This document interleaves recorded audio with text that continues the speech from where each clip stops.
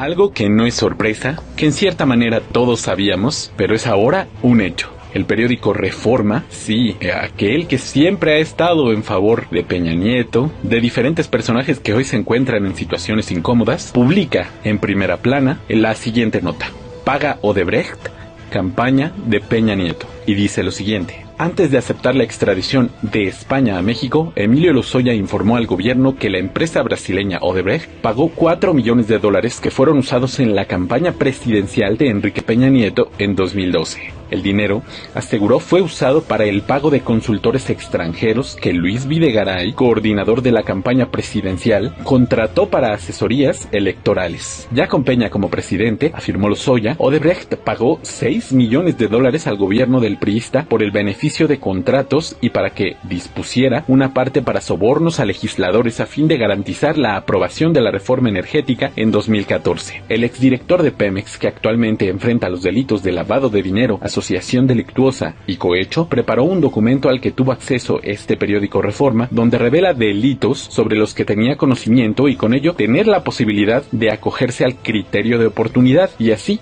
poder sortear las acusaciones que pesan en su contra. Con lo negociado, a cambio de su testimonio, Lozoya aceptó su extradición y ser juzgado en México. El exfuncionario peñista narró en su reporte que uno de los pactos para recibir el pago de Odebrecht ocurrió en la panadería El Globo de Prado Sur, en las lomas de Chapultepec, con el exdirector de Odebrecht en México, el brasileño Luis Alberto Meneses Vail. Aseguró haber acudido a esa cita por órdenes de Videgaray, entonces coordinador de la campaña de Peña Nieto. La instrucción era gestionar recursos económicos para cubrir diversos pagos a consultores en materia electoral, principalmente en el extranjero, señaló Lozoya en su testimonio. En ese encuentro, el brasileño se comprometió a entregar $4 millones, de los cuales depositó $3.150.000 en la offshore Latin America Holding Ltd, una cuenta relacionada con Lozoya en la investigación del caso Odebrecht. El funcionario señaló haber informado de este movimiento tanto a Peña Nieto como a Videgaray, según el reporte. Lozoya fue capturado el 12 de febrero pasado por autoridades españolas en Málaga en cumplimiento de una orden de aprehensión emitida por la Interpol. Hace una semana fue extraditado a México y apenas llegó. Fue hospitalizado para atender presuntos males gástricos.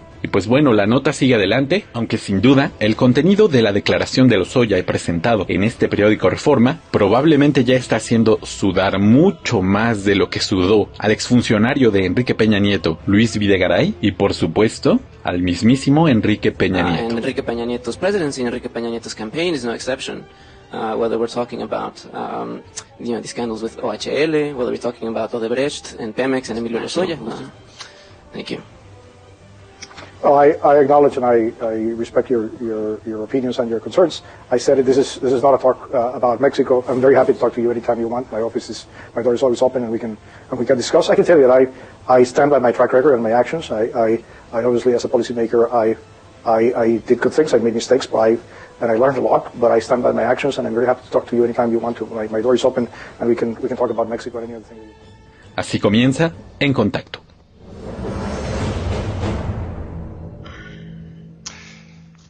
Estimadísimos amigos, muy buenas tardes. Esto es efectivamente En Contacto con Rubén Luengas, proyecto de Entre Noticias y la colaboración de Pastor Delgado, y esta introducción sobre lo que ha publicado el día de hoy en primera plana el diario Reforma sobre estas declaraciones del señor Lozoya.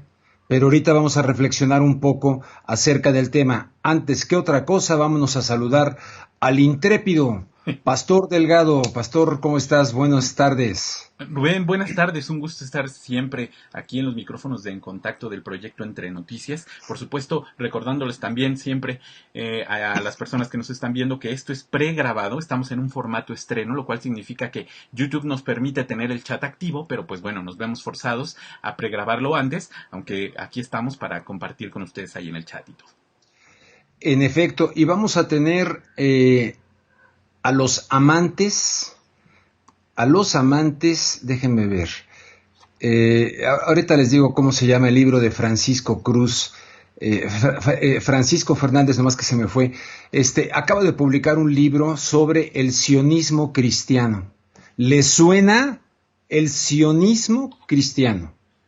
No el sionismo nada más así como tal de Teodoro Herzl, sino cristianos, los evangélicos, en fin, todo esto, y son los amantes del fin del mundo. Vamos a platicar con Francisco sobre este tema y este libro. Yo lo quiero conseguir, este libro, porque es un tema que me apasiona. Lo vamos a tener más adelante. Y respecto a lo de Lozoya, Pastor Delgado, estimados amigos, evidentemente hemos estado esperando esto, lo sabemos, en fin, pero me cruza por mi mente que a fin de cuentas él está tratando de salvarse, de salvar a su mamá, de salvar a su esposa, y por lo tanto yo no voy a decir, bueno, ya lo dijo y ahí está. No es que lo dude de ninguna manera, sabemos que hubo una apesta, huele a azufre, pero creo que no es nada más que desde quién sabe dónde, con quién habló, qué dijo, cómo lo dijo, pero sobre todo cómo se puede demostrar. Esa es la parte, no sé si me explico, pastor. De ninguna manera estoy poniendo en tela de juicio que sea verdad, ¿no? Todo tiene que serlo, pero necesitamos pruebas, ¿no? ¿O no? No, totalmente. Como toda acusación, siempre, aparte de, digamos, la declaración de algún testigo, alguna persona, pues siempre se van a necesitar pruebas tangibles para que pues esta acusación progrese y que de verdad se llegue a las personas involucradas. Sí, porque claro, ahorita puede decir, bueno, no nomás fue por aquí, fue por allá, pero sí, necesitamos pruebas. No nada más porque ya lo dijo Lozoya, palabra de Dios, Sí. pasen a comulgar. O sea, ¿qué onda? O sea, pongo en contexto el tema, pero en fin, vámonos, Pastor Delgado. ¿Qué dijo el presidente Andrés Manuel López Obrador? En efecto, Rubén, pues se hizo referencia a este tema a causa de las preguntas de los reporteros. Lo primero que dijo es que en México se tapó el asunto Odebrecht en las administraciones anteriores y además también dijo que en otras circunstancias, es decir, se refiere a su triunfo, etcétera, esto no se sabría. Vamos a verlo. Perfecto. Un momento. Ahí está. Sereno, moreno.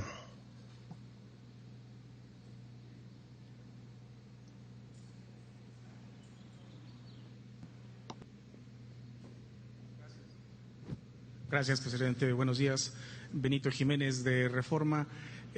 Si nos puede compartir su impresión, presidente, su opinión sobre un tema que ha usted criticado en diversas ocasiones, que es el Pacto por México, y ahora que se revela que el exdirector de Pemex dio a conocer que se dieron sobornos para que se aprobaran las reformas que contenían este pacto, específicamente a la bancada del PAN en ese entonces, en 2013, incluido su coordinador, el señor Ricardo Anaya, pues quien supuestamente recibió más de 6 millones de pesos. Presidente, si nos puede compartir su opinión sobre esto. Pues es muy lamentable lo que se está dando a conocer a partir de la detención y extradición de el señor Lozoya, que fue director de Pemex y antes estuvo trabajando en una empresa española, OHL, también vinculada con el gobierno, que trabajaba con contratos del gobierno. Ahora ya se está sabiendo de que hubieron sobornos. La verdad es que esto ya se había dado a conocer en juzgados de Estados Unidos. El dueño de esta empresa, el señor Odebrecht, para lograr reducir sus penas, se comprometió a informar al gobierno de Estados Unidos. Como bien que la Fiscalía tomó la decisión de otorgarle al señor Lozoya esta posibilidad de acogerse al procedimiento legal de testigo protegido o testigo colaborador, porque necesitamos saber toda la verdad y le tenemos confianza al fiscal, a Alejandro Gertz Manero. En otras circunstancias esto no se sabría, seguiría estando oculto. Miren, porque tiene tantas implicaciones este asunto. Una serie de Netflix sería un cuento de hadas, fresa, en comparación de esto. Si hubiera, evidentemente, imagínense que hubiera ganado el PRI o que hubiera ganado el PAN, Anaya, pues entonces ahí está el asunto. O sea que celebramos esta información, pero tenemos que seguir pensando por dónde va la situación. ¿Usted conoce a amantes del fin del mundo? Amantes del fin del mundo, personas que incluso pudieran estar actuando para acelerar visiones religiosas, apocalípticas, tanto desde el punto de vista estrictamente judío o desde el punto de vista cristiano, o ambos combinados, mesiánicamente, o como se le quiera a usted llamar, amantes del fin del mundo. Es el título de un libro de Francisco Fernández Cruz Sequera, a quien tengo el gusto de tener en este momento que estamos grabando. No estamos en vivo, ya saben por qué, pero al ratito esto ya va a estar pasando al aire y lo tenemos desde la capital española, desde Madrid. Me da mucho gusto saludarte, Francisco Fernández Cruz Sequera. Un abrazo muy fuerte, Rubén, para ti y para tu audiencia. Sabes que te lo envío con especial cariño. Muchísimas gracias, Oye, el tema me apasiona de tu libro. He leído libros que, por cierto, los estuve buscando ayer para comentártelos hoy, pero no los encuentro. Creo que todavía los tengo en unas cajas que hay por ahí. Pero el de Chris Hedges, que describe esto en los Estados Unidos, claro, imbuido, tú tienes la gran ventaja de que estás fuera del ámbito norteamericano, pero le entras a este libro que lo voy a buscar acá en México inmediatamente, y si no a través de Amazon. Los amantes del fin del mundo. ¿Quiénes son estos amantes y por qué son amantes del fin del mundo? Explícanos. Bueno, yo te pediría un poquito de paciencia y que me dejases unos minutos porque precisamente a veces se confunde el efecto con la causa y se piensa que esto es una cuestión puramente norteamericana por aquello de que es donde nos ha florecido en tiempos modernos. Pero esto se remonta mucho más atrás y no es norteamericano, tiene su origen en Europa.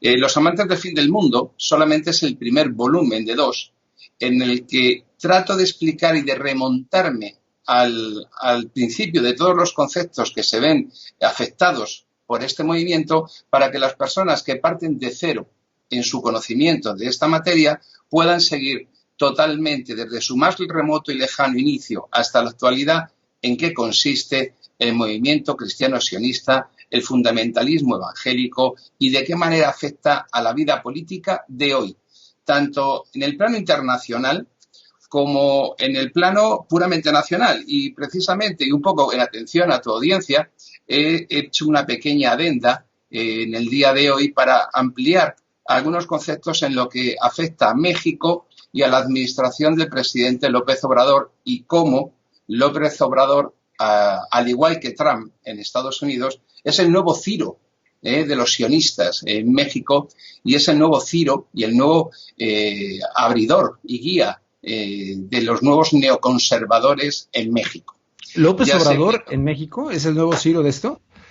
No te quepa ninguna duda. Caray, a ver, te vamos a escuchar Os lo contaré al final con toda mi humildad porque sencillamente cualquier mexicano de a pie sabrá mucho más que yo de cualquiera de estos temas, pero trataré, por ejemplo, de daros unas ideas para que el público que te sigue pueda rascar un poco y ver quién es quién y dónde está cada uno y qué supone todo esto en el México actual. Sobre todo porque el aproximar el foco a la actualidad mexicana les permita comprender la inmensa dimensión que tiene este movimiento a nivel internacional y cómo nos afecta a todos con independencia de donde nos encontremos. Esto no es una cuestión solamente de Oriente Medio. Lo primero que quiero señalar es que ¿qué es el sionismo cristiano? El sionismo cristiano parte de una visión milenarista de la apocalíptica judía, y para eso en mi libro lo que he hecho ha sido remontarme a una idea que es el pensamiento mágico, aquello que tiende a explicar las cosas que nos rodean, no desde un punto de vista racional, sino desde una simple ausencia de raciocinio para encomendarnos a divinidades o creencias que evidentemente son muy lícitas para explicar el destino particular, pero no nos sirven si lo que se pretende es imponer a la humanidad. El título es literalmente la realidad. Son personas que aman el fin del mundo porque es lo que persiguen con su actuación. Porque el fin del mundo es ese momento en el que se cumplen todas las profecías bíblicas y las profecías evangélicas y en el que se producirán esos eventos como son la reconstrucción del tercer templo de Jerusalén por tercera vez, la guerra de Gog y Magog, el Armagedón con la batalla en la llanura de Megido, la apertura de los cielos, esa tesis que se han inventado del arrebatamiento del alma de los justos a los cielos y por tanto el establecimiento del reinado de Jesucristo en la tierra durante 1000 años, eso sí, previa conversión de los judíos, que es donde discrepan, y de aquellos que no se conviertan serán arrojados a las llamas del infierno. Una pregunta y tantito más, Francisco. Si hay un sionismo cristiano, también debe haber un sionismo no cristiano. ¿Qué es el sionismo? Me voy un poquito para atrás. Bueno, perfecto. Bueno, entonces. Trato de explicarlo porque, como verán, esto es mucho más largo y complejo y no solamente se remonta a la fundación del Estado de Israel o al Congreso de Basilea en el que Theodor Herzl Teodoro Herzl. Esto va mucho más atrás. Esto se remonta a aquel momento en el que la dictadura republicana de Thomas Cromwell y al movimiento reformista protestante asume como propia la ideología judía, la ideología talmudista de la Biblia judía, que es lo que los cristianos llaman el Antiguo Testamento, más que el Nuevo.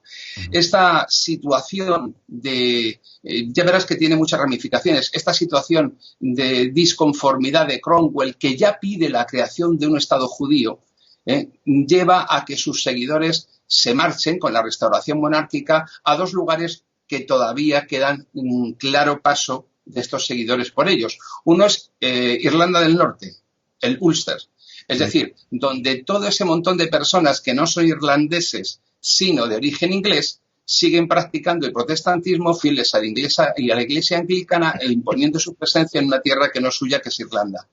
Y por otro lado, el resto se trasladan a los Países Bajos, concretamente a Ámsterdam, donde se han asentado buena parte de los judíos sefarditas expulsados de España y Portugal y donde desde allí organizan la Compañía de las Indias holandesa, de la que son accionistas y que aunque navegue con bandera holandesa de la Casa de Orange, en realidad es de propiedad sefardita.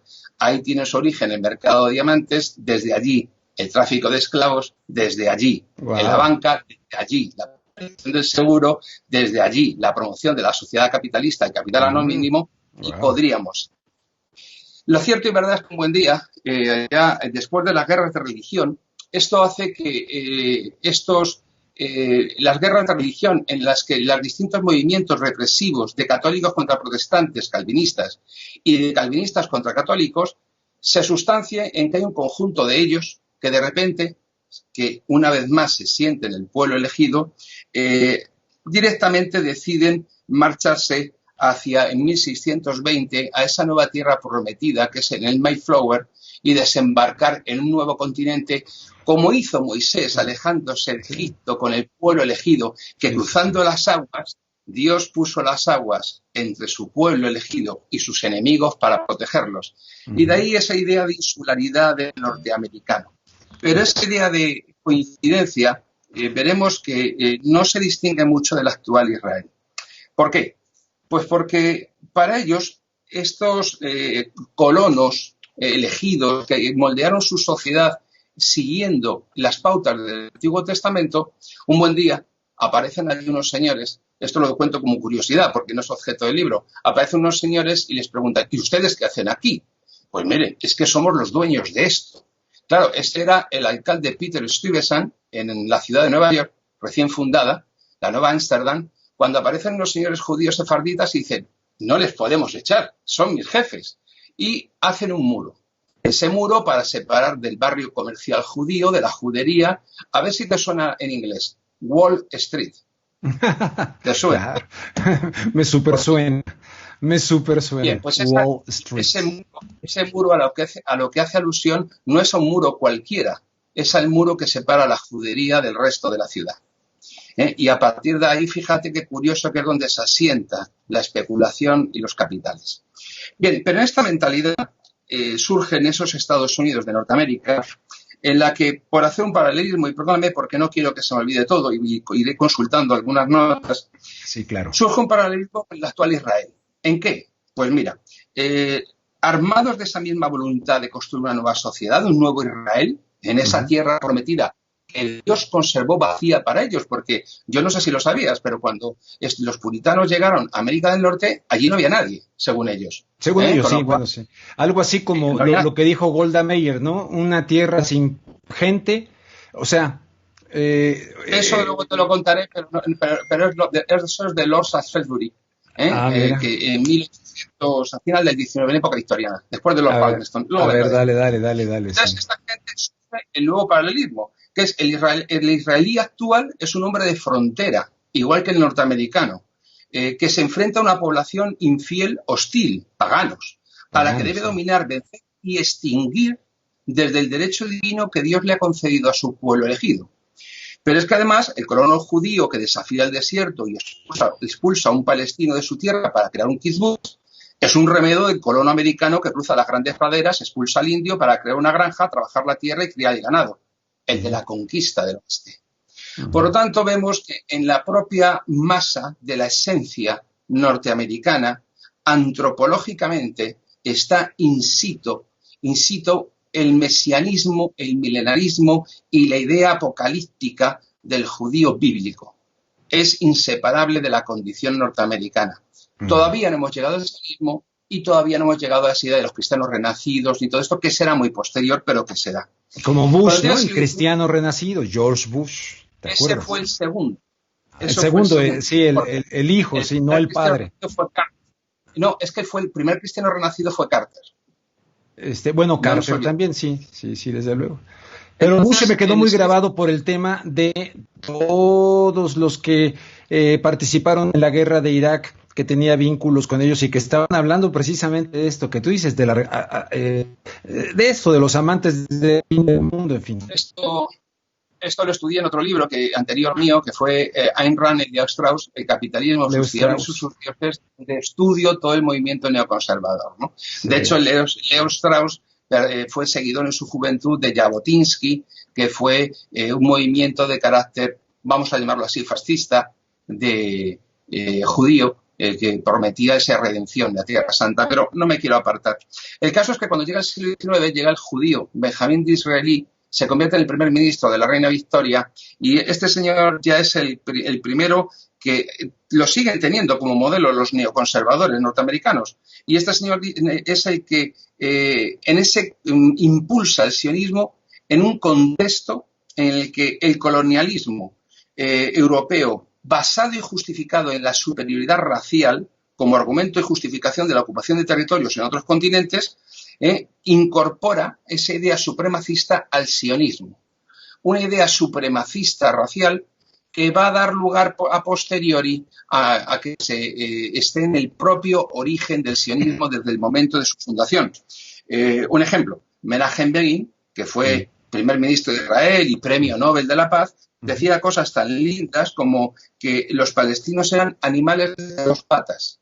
Y el primer ministro Isaac Shamir, en los años 75, decía que es inaceptable que naciones formadas por gente que acaba de bajarse de los árboles se tomen a sí mismos como líderes mundiales. ¿Cómo pueden tales seres primitivos tener una opinión propia? Es decir, el supremacismo forma parte absolutamente inseparable del sionismo, porque el sionismo no es ni más ni menos que una forma secularizada de la ideología judía que se ha ido labrando durante más de 2000 años a través de toda la evolución del talmudismo desde los tiempos más remotos, desde el año 1000 antes de Cristo, que es todo lo que yo vengo estudiando en el libro. En el libro digo, empiezo por quién es judío y quién no lo es, continúo por ver cómo se ha ido formando y dónde está contenida la ideología judía. Continuamos con la historia religiosa de Inglaterra y posteriormente de Estados Unidos. Y en el segundo volumen ya me empiezo a centrar en lo que es el sionismo moderno y la política moderna y su influencia en el mundo moderno, que esperemos sea publicado el año que viene. Bien, pues en el año 17 tuvo lugar la Declaración Balfour. Previamente se había celebrado el Congreso de Basilea, donde se había creado el movimiento sionista. Por periodista vienes Teodoro Herzl, ¿no? Judío vienes. Y entonces, lo digo porque aquello de decir vienes sería aunque tenían en el cambio del siglo XIX al XX, la presencia judía en Viena, desde Sigmund Freud hasta cualquier otra, era acusadísima, ¿no? Oye, y nomás que utilizaron como caso emblemático el caso Dreyfus, este judío francés y este periodista cubrió aquello y de ahí empezaron a plantear la necesidad de crear un Estado hebreo a raíz del caso Dreyfus, ¿no? Porque lo de la idea de que la creación del Estado hebreo ya está en Cromwell en el siglo XVI. Ah, bueno, desde antes, decir, que me has dicho. La idea de crear un Estado judío es algo que tiene cientos de años. Y la idea de que Palestina es esa tierra vacía tiene cientos de años. De hecho, es 1853 cuando Lord Shaftesbury dice aquello de una tierra sin pueblo para un pueblo sin tierra. Y en 1840 Lord Palmerston exige al Imperio Otomano que ofreciera toda clase de asistencia razonable a los judíos de Europa para que volvieran a Palestina. Es decir, son ideas muy antiguas y no solo por parte de personas de raza o religión judía, sino por parte de personas que, llevados de una religiosidad protestante, asumen como propia la idea de un pueblo elegido y asumen como propios todos los postulados del antiguo pueblo judío, del antiguo Israel. Bien, pues en el año 17 es cuando se asienta el gran primer paso cristiano-sionista con la declaración de Lord Balfour de que Inglaterra manifiesta la voluntad de crear un Estado judío en Palestina. Oye, no te quiero interrumpir, pero le cambiaron un artículo. Era Sir Arthur James Balfour, el ministro del Exterior. Inglaterra ve con simpatía la creación de el Hogar Nacional Judío. Hubo tal reacción que le cambiaron. Inglaterra ve con simpatía la creación de un Hogar Nacional Judío. Eso siempre me ha llamado la atención. Cambiaron un artículo ante la presión para que fuera como indefinido. Entre otros, ¿no? Perdón que te haya interrumpido. Claro, porque ahí se asumía, había gentes que decían la idea de poder trasladar a los judíos del mundo a Madagascar o a África, a lugares donde realmente a lo mejor no hubiese una densidad de población que impidiera el traslado y la creación de un Estado exclusivamente judío.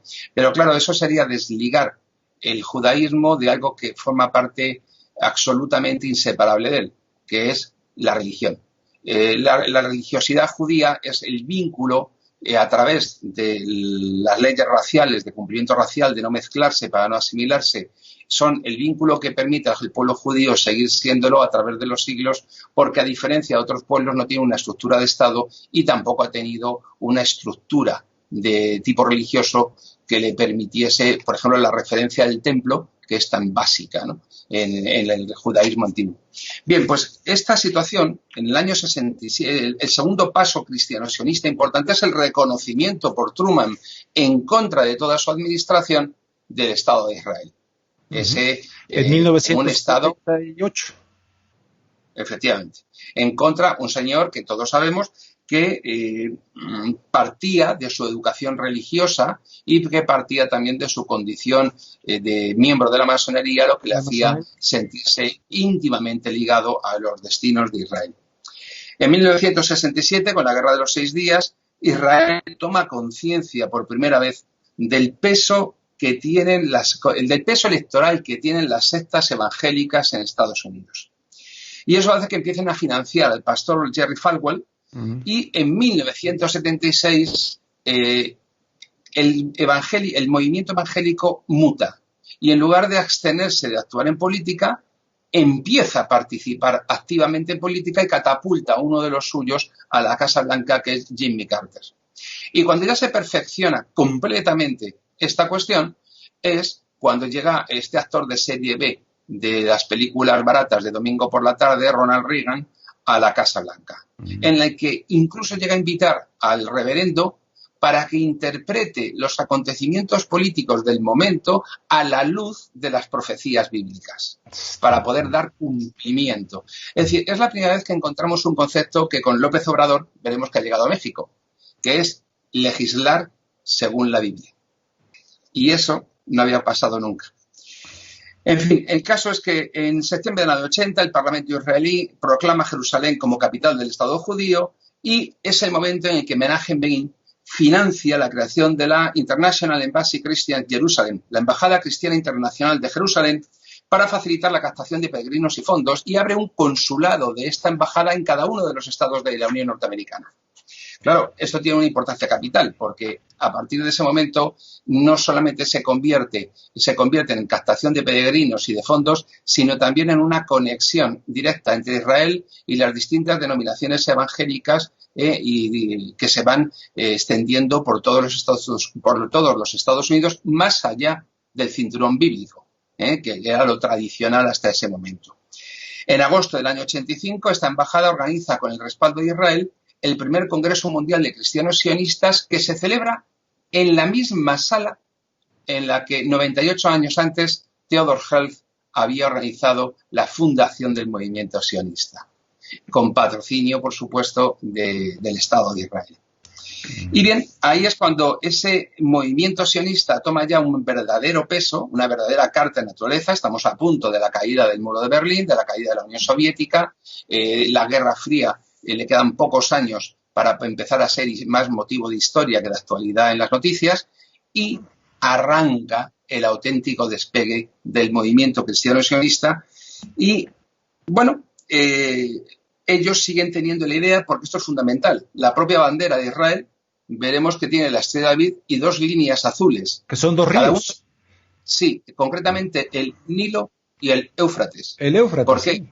Porque definen el espacio, las fronteras del gran Israel, ¿no? Del gran Israel. De la herencia Israel.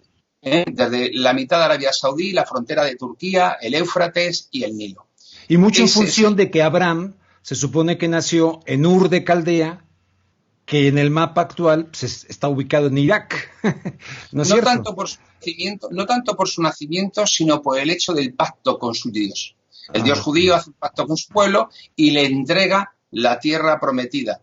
Eso que pensaban los puritanos calvinistas que tenían cuando llegaron a América. La tierra prometida, una nueva tierra prometida. Ese fenómeno, sí, ese consejo de ancianos, de 12 ancianos. Mira, de hecho, fíjate qué curioso. Los propios puritanos que se asientan en el Ulster, en Irlanda, se autodenominan a sí mismos la tribu perdida de Israel. Fíjate hasta qué punto la vinculación religiosa, sentimental, entre el movimiento protestante y el movimiento puritano y Israel es profunda, inseparable, es algo ontológico, inseparable de su propia razón de ser. Bien, pues esta situación, lógicamente, pensadlo, si los lobbies israelíes y todas las organizaciones, las estructuras dependientes de la comunidad judía y de la comunidad israelí en Estados Unidos quisieran presionar, por mucho dinero que pusieran encima de la mesa, no tendrían la capacidad. ¿Cómo han conseguido esa capacidad? Sabiendo que tienen 1000 cadenas de radio y aproximadamente, y a ojo de buen cubero, unas 100 cadenas de televisión, que significa que movilizan cada noche a 50 millones de norteamericanos que luego van y votan. Y por lo tanto, ningún candidato a la Casa Blanca puede ignorar eso. Como tampoco lo puede ignorar ninguna estrella del deporte, ninguna estrella del cine, ninguna estrella de la literatura, ninguna estrella del teatro, ninguna estrella de la música. Porque, un ejemplo, el 90% del mercado musical está controlado por 3 compañías, y las 3 compañías son de propiedad, están controladas por personas de condición judía. Por lo tanto, la carrera de cualquiera depende necesariamente de su conformidad con este destino bíblico, este destino manifiesto, providencialista de los Estados Unidos. Ahí aparece alguien que es muy importante, que ha sido el pastor John Hagee, que es el presidente de Christians United for Israel, la unión Cristianos Unidos por Israel, que se ha convertido en ese maravilloso rancho que tiene en Texas con aeropuerto privado, como casi todos los pastores evangélicos, riquísimo, ha conseguido un poder inmenso para influir en el público norteamericano y sobre todo en el modelo de la familia tradicional norteamericana, que ningún buen norteamericano puede serlo si no apoya la guerra santa que Israel libra contra los pieles rojas de Oriente Medio. Porque es exactamente lo mismo. Entonces, no podemos pensar que el apoyo cristiano-sionista es algo adjetivo de la causa sionista o del Estado de Israel, sino que es algo capital, fundamental dentro de la estrategia del Estado de Israel, del ente sionista instalado en Oriente Medio. Es una fuerza demasiado poderosa como para poder ser ignorada. Claro, si no se entiende esto, no se va a entender las decisiones posteriores, por ejemplo, como el cambio de capitalidad con Donald Trump, el cambio de la embajada a de la embajada a Jerusalén, claro, por parte de Donald Trump, de Guatemala, de Honduras, y sobre todo, ¿qué ha ocurrido? ¿Qué ha ocurrido para que en todos los países de Iberoamérica el movimiento cristiano evangélico, el movimiento fundamentalista, haya ido avanzando posiciones hasta el punto de empezar a pesar en la agenda política de cada uno de los países? Ahora mismo tenemos el ejemplo, hasta hay por ahí una conexión entre López Obrador y Jair Bolsonaro y cosas así, porque hay un movimiento que sobre todo se ha registrado en estos últimos 10 años de desplazamiento de la política, de la agenda política de todos los países a esa agenda sionista, que además va unido también a una forma de prosperidad y a una forma de explotación de los recursos.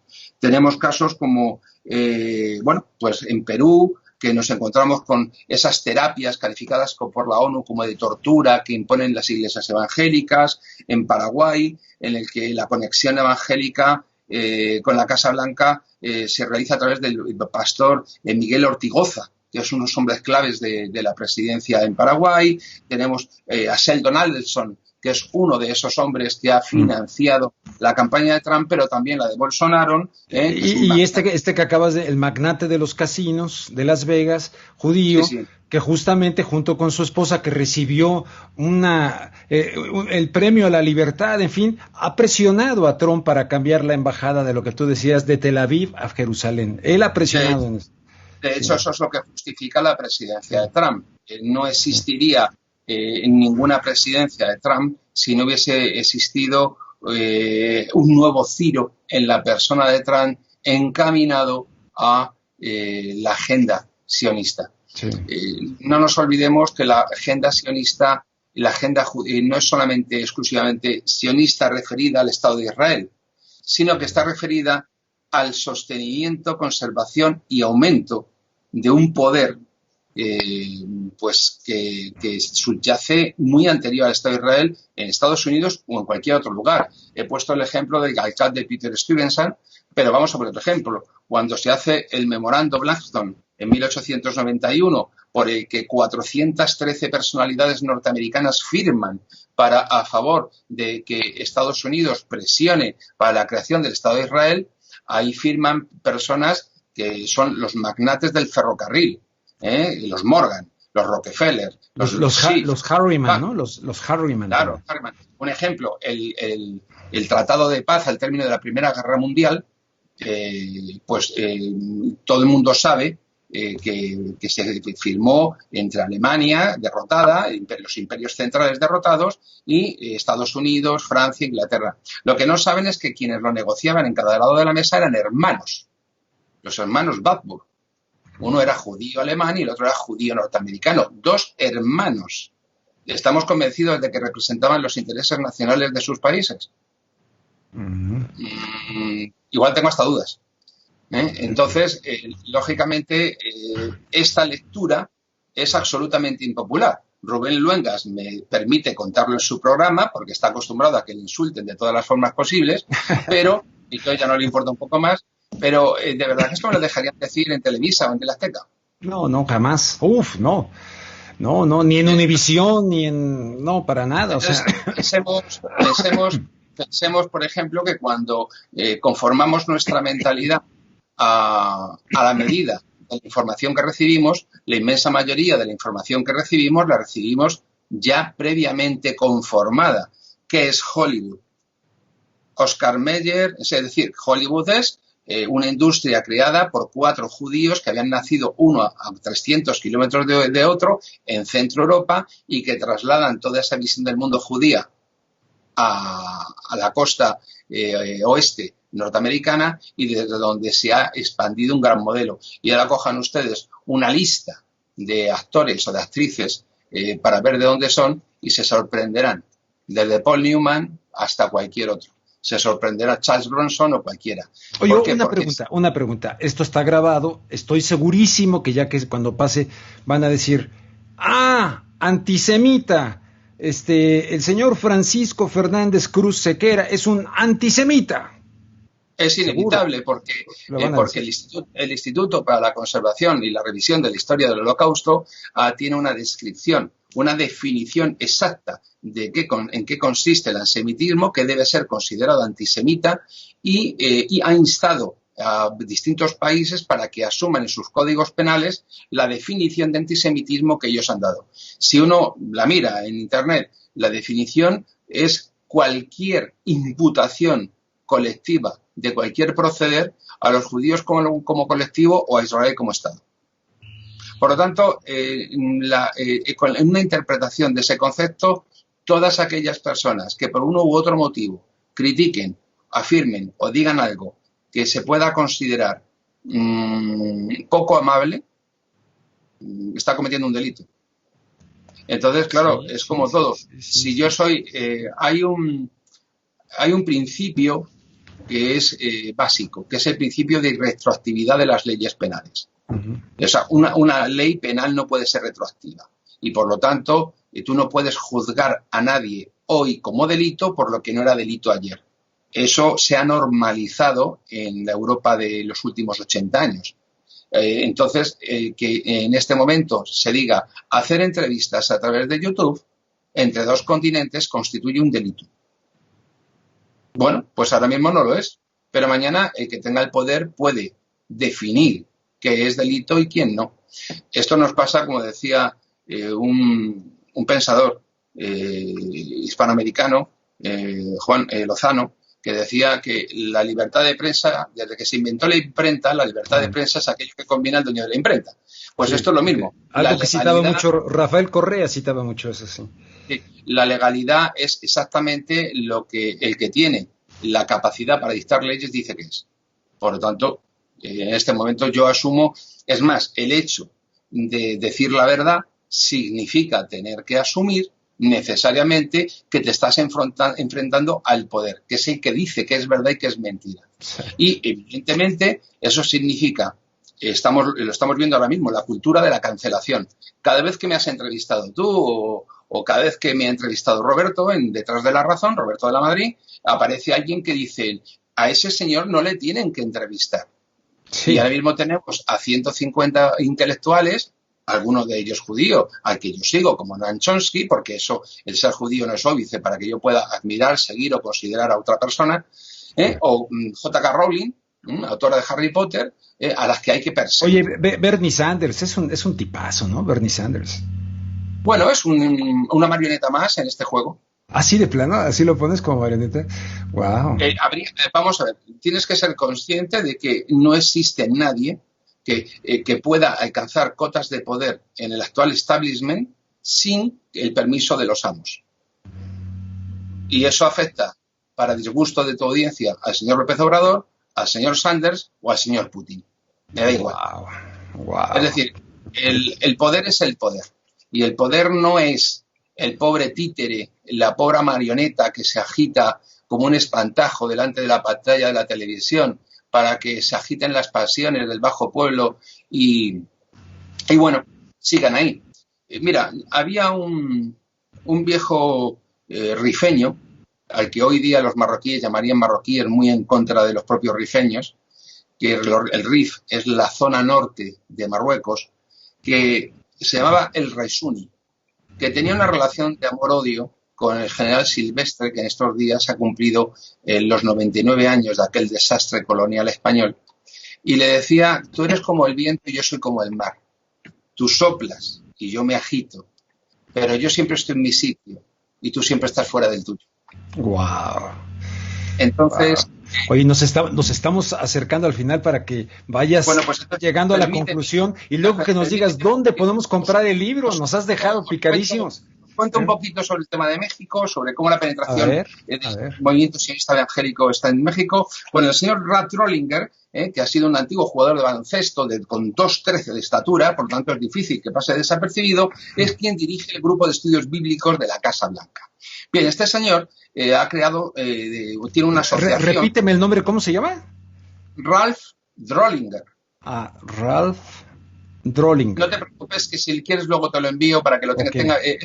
Este texto, estas notas que he tomado sobre México, para que las tengas y las consultes y las puedas manejar si quieres. Ok, bien, pues Drollinger, que tiene una organización llamada Capitol Ministries, que ha abierto hace poquito su sede en el DF y donde ha contado con alguien como es perdóname, que no veo el nombre al mismo.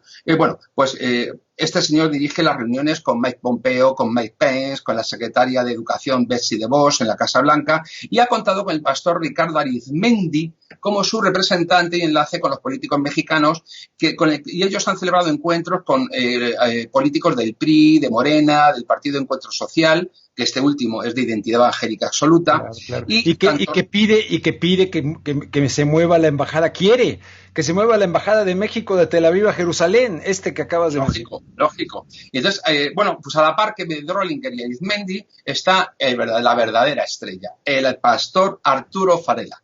Arturo Farela es el presidente de la Confraternidad Nacional de Iglesias Cristianas, que ha realizado gestiones en el Palacio Nacional con el presidente, con López Obrador y con la secretaria de Gobernación, Olga Sánchez Cordero, y que ha conseguido y que se reúne para rezar con López Obrador desde hace 25 años. Es el que ha conseguido que López Obrador venga haciendo tantísimas citas bíblicas en Twitter y en sus discursos, todas al hilo de este buen señor, pero que este buen señor no es cualquier cosa, porque pertenece a la Iglesia Adventista del Séptimo Día. ¿Eso está en tu libro? ¿Eso está en tu libro? No, esto lo he hecho especialmente para tu programa, en atención a tu público y a ti, porque he pensado que os podría interesar un poco la proyección del movimiento sionista cristiano en México.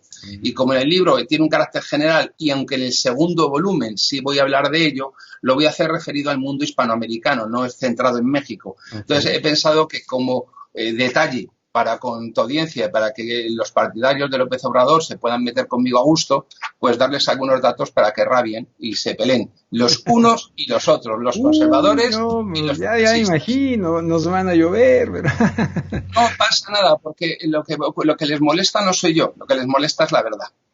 Entonces, gracias a la influencia de Farela, han podido obtener beneficios fiscales y participar como predicadores en programas sociales y obtener concesiones de radio y televisión.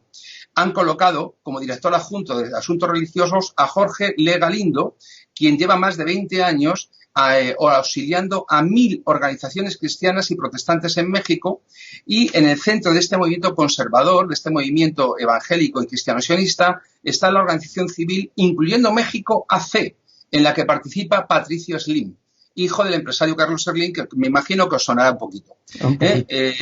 Este ha reconocido que tienen vínculos de colaboración con 127 denominaciones evangélicas. Curiosamente, López Obrador no ha venido de Marte, aunque a algunos le gustaría, porque como nunca ha trabajado, pues tampoco se sabe muy bien a qué se ha dedicado. Pero lo cierto es que viene de Tabasco. Y el presidente, este estado tiene un 35% de personas con una creencia distinta al catolicismo típico de México, y la fe de casi una tercera parte de los tabasqueños se divide entre presbiterianos y bautistas. Es decir, el peso en Tabasco del movimiento evangélico y del movimiento cristiano sionista es cada vez mayor. Y no es el único sitio.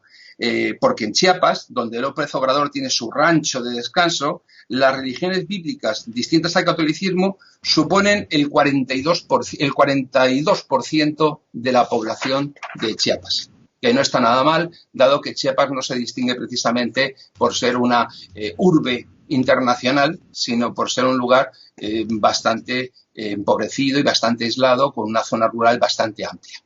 Bien, pues la cercanía del pastor Arturo Farela con López Obrador ya se manifestó en la campaña electoral de 2012, cuando encabezó una ceremonia de imposición de manos. Cuidado, el 20 de marzo de 2012, Farela y otros 6 pastores rodean al entonces candidato, lo tocaron con las palmas de sus manos mientras realizaban la consagración de López Obrador, que en la fe evangélica esto representa más que una bendición, es nombrar a una persona como líder que los representa ante su Dios.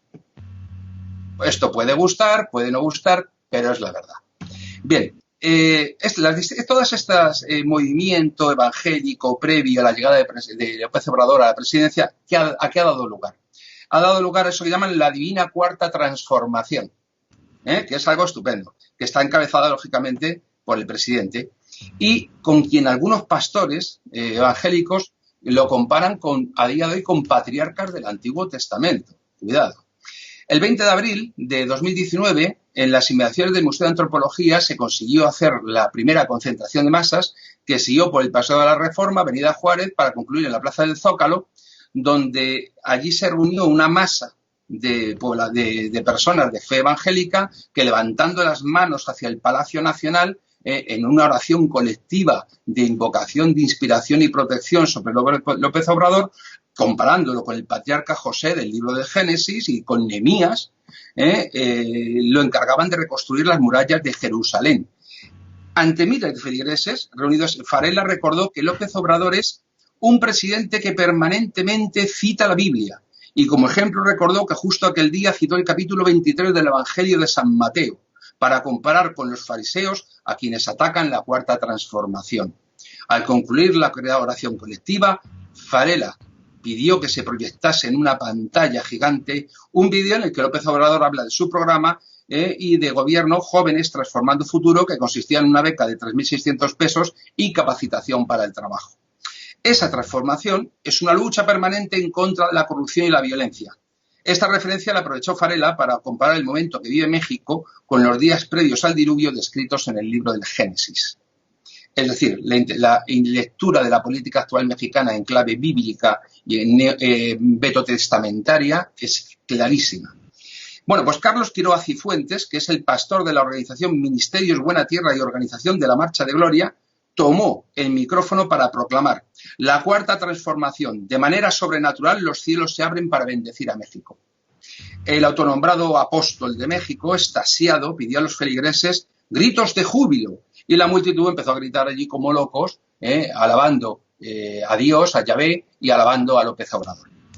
Los cristianos evangélicos, desde luego, han conseguido, colocando a Jorge Lee Galindo como director de asuntos religiosos, una gran pieza, porque este tipo ha sido durante 20 años abogado de cientos de organizaciones evangélicas, ¿no?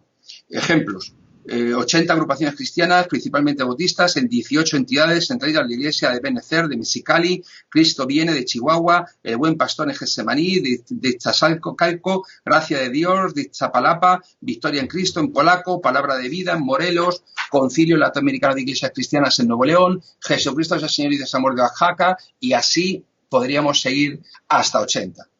En mayo del año 19, el Instituto Federal de Telecomunicaciones de López Obrador entrega a grupos evangélicos las primeras concesiones de radio y televisión. Y en julio de 2019 entrega la cartilla moral. Ahora resulta que el gobierno federal tiene que dedicarse a moralizar y a entrar a discutir la moral privada de los mexicanos, que fue promovida por la Confraternidad Nacional de Iglesias Cristianas Evangélicas, Confraternice. Alfonso Miranda Guardiola aseguró que no fueron invitados por el gobierno de López Obrador, que es el portavoz de la Iglesia Católica, para repartir esa cartilla moral. En fin, López Obrador ha tomado como guía la Biblia y el texto vetotestamentario, y está muy claro Podríamos seguir hablando de cómo la Alianza para la Defensa de la Libertad, que tiene 3.000 abogados en Washington, ha leccionado a una multitud de abogados en México para de esa manera promover toda la agenda. Hablamos que esta asociación, en junio del 17, realizó el Congreso Hemisférico de Parlamentarios en el que 659 legisladores de 17 países firmaron la llamada Declaración de México, que cuestiona la interferencia de la OEA en la soberanía de los países de la región. Curiosamente, uno de los firmantes de esta declaración, adivina quién era, Jair Bolsonaro. Y este señor, que en aquel momento era diputado federal por Río de Janeiro, luego, curiosamente, en octubre del 18 ya se ha convertido en presidente de Brasil, en un inútil a la hora de legislar la pandemia y en un fervoroso sionista. Y ahí tenemos a que personas como Lisbeth Hernández Lecona, senadora del PRI, Rodrigo Iván Cortés, exdiputado del PAN, forman parte del consejo asesor de esta organización. Es decir, el movimiento cristiano sionista, el sionismo cristiano evangélico en México es transversal. Afecta a todos los partidos políticos porque es sistémico. Es decir, no se puede concebir fuera del sistema.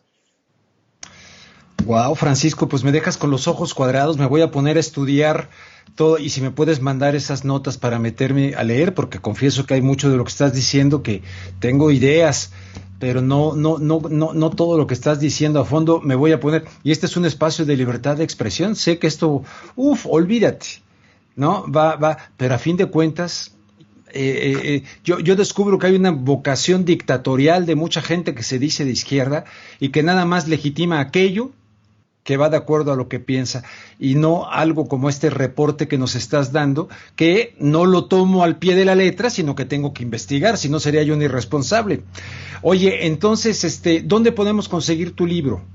Hay una librería en México que sé que lo tiene, aparte de que hay distribuidora para América, pero sé que la librería Heidelberg en México DF sí tiene el libro en distribución. No sé si tendrá muchos o pocos ejemplares, pero sí sé que lo tiene porque pregunté en la editorial aquí en España y me lo hicieron ver así.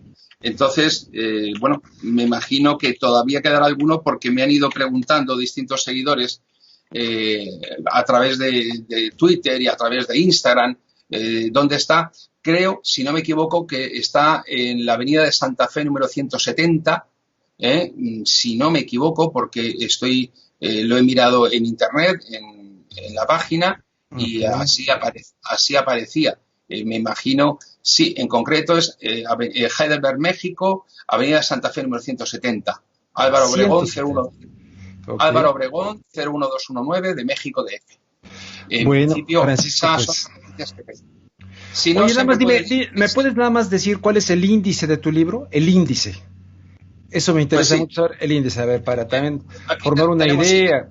Tenemos 7 capítulos en estos primeros... Ahí no se ve porque como tienes la pantalla verde atrás... Sí. Pues tenemos capítulo 1, existe el pueblo judío... Bueno, prólogo, por Roberto de la Madrid, amigo común nuestro. Una introducción acerca del pensamiento mágico. Y luego el capítulo 1 dice, ¿existe el pueblo judío? ¿Quién es judío? ¿Descienden los judíos de Europa Oriental de los házaros? Ese es un mito que se ha manejado mucho por parte de los conspiranoicos de Internet, pero que no tiene ningún fundamento. ¿Dónde está sistematizada y se contiene la ideología judía? ¿Cuál es la tierra prometida? Luego hablo de la evolución histórica de los judíos, de qué es el judaísmo, de cómo se formó, qué es el sionismo, la adhesión al judaísmo y al sionismo del movimiento protestante británico, la confusión de intereses, la ideología calvinista y su influencia en la formación de la mentalidad de los Estados Unidos. En el segundo volumen se hablará de toda la influencia, de todo el crecimiento de esa segunda etapa respecto de la influencia de las administraciones de Estados Unidos, cómo ha florecido, de qué forma ha influido en la política moderna, para terminar el libro estudiando su expansión por toda América hispana y cerrando el libro haciéndonos una pregunta. Si estas personas que tanto aman el fin del mundo serán o no serán capaces de conducirnos al apocalipsis que tanto desean y a ese fin del mundo y de los tiempos que para ellos es una necesidad histórica ineludible. Seguramente mencionarás a Max Weber, ¿no? Y el papel del protestantismo en el capitalismo, me imagino yo en esa parte. Está ya implícito en todo lo que te estaba comentando, si te das cuenta, porque no solamente Max Weber se quedó cortito. Yo sugeriría sugeriría a todos nuestros oyentes que localicen a Werner Sombart y que lean Los judíos y la vida económica, porque donde termina Weber empieza Sombart. Francisco, te agradezco muchísimo este enlace desde Madrid, España, para hablarnos acerca de tu libro. Esto va a generar mucha polémica. Ojalá que genere polémica positiva, de gente que se inquiete para investigar y que después diga, pues fue falso lo que dijo el señor, o es correcto, y no cosas a bote pronto, ¿no? No comentarios así a bote pronto irresponsables. Aquel gran escritor que fue Pío Baroja decía, y ya veo que no es así, se equivocó cuando decía que España era el único país donde se discutían los hechos, porque los hechos son opinables, pero lo que no son es discutible. Ya veo que en México la herencia española es también esto. Uno, hay 2 mexicanos y entonces consiguen tener 3 opiniones. 2, no solamente no opinan, sino que cuando sencillamente no quieren descubrir la verdad, solo quieren tener razón. Y si no la tienen, hay una cosa fantástica. Nada como tener a mano un libro para meterte en la cabeza con él. ¿Por qué? Porque si de algo hay que tener miedo, es al hombre de un solo libro. Al hombre que encierra la verdad en un solo libro y hace de ella un dogma con el que convertir a golpes a los demás. Porque eso es lo que hacen los sionistas cristianos. Tenemos que asumir que cuando te expones al medio público, te expones al insulto, a la ofensa y a la descalificación, porque entras en algo esencial de la naturaleza humana, que es el conflicto, lo polemológico. Eso es inevitable. Ahora bien, hay una diferencia entre contrastar opiniones o contender recta, justa y lealmente entre personas que honradamente creen que la verdad es lo que dicen, que es lo que hacemos tú y yo, que sabemos los dos que no tenemos una misma visión de las cosas, que la persona que es un hater, el odiador profesional, o la persona que solamente busca destruir, solamente quiere prevalecer. Ese pobre enfermo, ese pobre diablo, ese acomplejado, carente de autoestima, pues bueno, hay que soportarlo como soportamos las moscas en verano, pero sin olvidar nunca que no deja de ser un bicho. Híjole, me hiciste recordar a un doctor Calumnias y su vasallo que me han estado... eso que acabas de decir ahorita, los has descrito perfectamente bien. Perdón, nada más un breviario cultural. Solamente hay una cosa que no quiero dejar de decir, y es que siempre, siempre, siempre me siento feliz y honrado por poder hablar de México y de mis queridísimos mexicanos. Francisco, te agradezco mucho. Un abrazo al otro lado del Atlántico, hasta la capital española. Estamos en contacto y gracias por ayudarnos a mover las neuronas. A mí aquí llevo muchas anotaciones para empezar a investigar nombres, coyunturas. Citaste esto del sionismo desde antes de Golda Meir. En fin, me refiero a eso de una tierra sin gente para una gente sin tierra. Me has dejado una gran tarea para empezar a leer. Te agradezco muchísimo. Siempre es un placer que me tengas cerca y que cuentes conmigo para opinar en tu programa. Un abrazo, Rubén, a ti y a tu audiencia. Y, por supuesto, a todo México. Muchísimas gracias, muchísimas gracias. Mi querido Pastor Delgado, te iba a decir que qué dice la gente, pues mejor, qué bueno que no sé qué dice la gente. Rubén, pues bueno... yo asumo, como se lo dije, sí. yo ignoro muchas de las cosas que él acaba de decir. Tengo que estudiar, tengo que meterme a estudiar, pero en principio muchas cosas las identifico perfectamente bien y bien claras. Me llamó mucho la atención esto que nos estuvo diciendo de por acá. Tengo aquí los nombres: Arturo Farela, Ricardo Arismendi, en fin, tengo muchas cosas para empezar aquí a investigar. Totalmente, Rubén, y pues bueno, sí tenemos opiniones de la gente, aunque no sean las de este momento, tenemos las de ayer. Agradecer el apoyo a través del superchat de Jesús Briones, que nos deja su apoyo, y además dice: hola Rubén y Pastor, siempre aquí pendientes de su muy interesante programa, excelente colaboración con Roberto de la Madrid, me quito el sombrero. Daisy L. dice: qué super programa el de ayer en Detrás de la Razón, excelente su participación, lo disfruté mucho y lo vi 2 veces, gracias señor Luengas. María Guzmán, como siempre presente, no nos deja mensaje, y nuestro amigo Horacio Franco, que dice: un abrazo queridos y admirados amigos, ayudemos todos sus devotos admiradores a difundir su excelente labor periodística. Y también fuera del superchat tenemos bastantes comentarios. Carmen Saldívar dice: muy bien Rubén Luengas y Pastor Delgado, siempre hay alternativas para seguir transmitiendo su programa, no queremos quedarnos sin su información, ánimo. Reina Acosta dice: no importa que no estén en vivo señor Luengas, seguimos con ustedes. Oliverio Carvajal dice: pues yo siempre veía solo la repetición y abran otros 2 dos canales, uno alternativo aquí en YouTube y otro en otra plataforma para independizarse un poco de YouTube. Ese es el plan, más o menos. Elsa María Serrano dice: hola, señor Luengas. Con referencia a la decisión del INE, recuerden la traición del señor Lenín Moreno en Ecuador. Los camaleones existen. Saludos. Y así siguen los comentarios. Bueno, pues muchas gracias a todas las personas que realizaron ayer sus comentarios, a las que lo realicen hoy al ver este programa.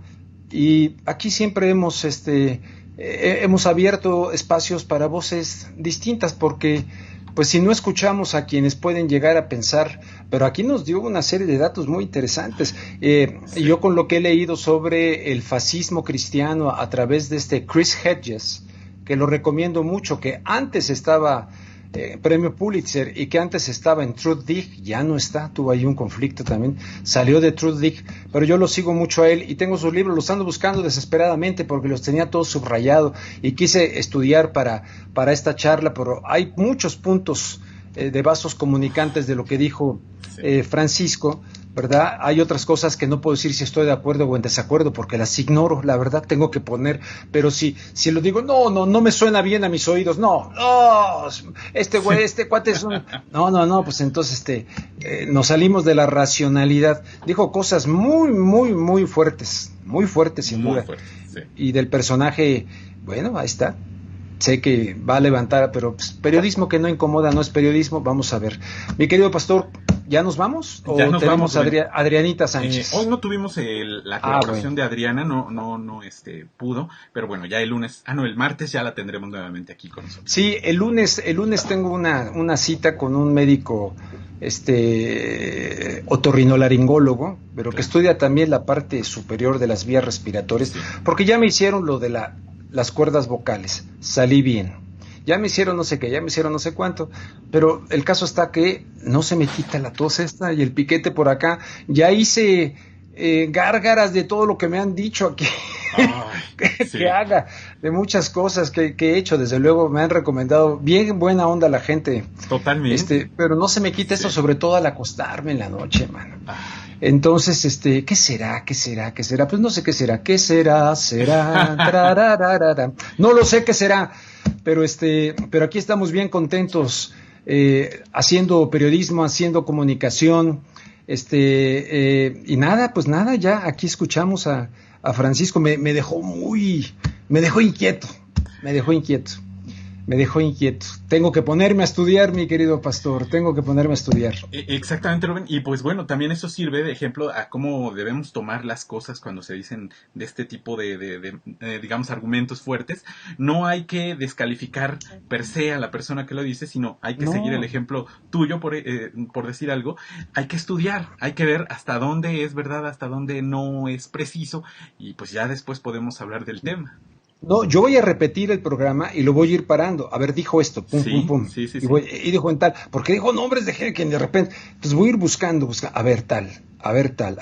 Evidentemente citó lo de la Declaración Balfour en 1917, que es clave.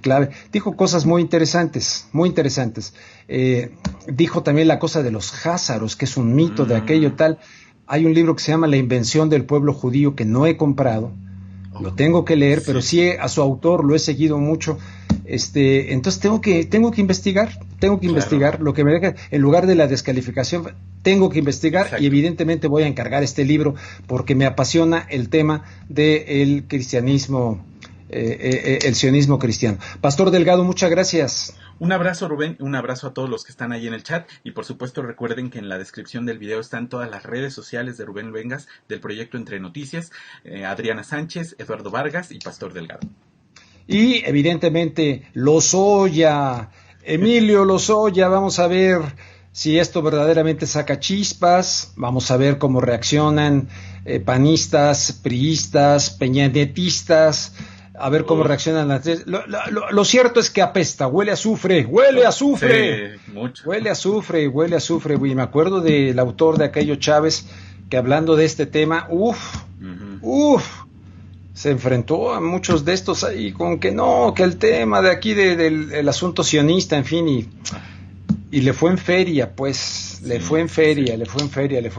Pastor Delgado, muchísimas gracias. Hasta mañana. No. Hasta el martes. Ajá. No, tengo cita médica a las 11 de la mañana. El lunes no voy a poder grabar, no voy a poder transmitir. Tengo que ver qué caramba se está pasando por acá. Igual y me tragué un sapo y no me he dado cuenta. Todo va a estar bien, Rubén. Seguramente. Sale, pastor. Muchísimas gracias. Aquí tengo mi propóleo. Mire, me doy llegues de propóleo. Paz. No, y eso es muy bueno. Por lo que he leído, es muy bueno. Pues eso dicen, pero pues vamos a ver. Pastor, muchas gracias. Hasta el martes y luego nos charlamos ahí más tarde. Excelente. Abrazo, Rubén. Hasta el martes.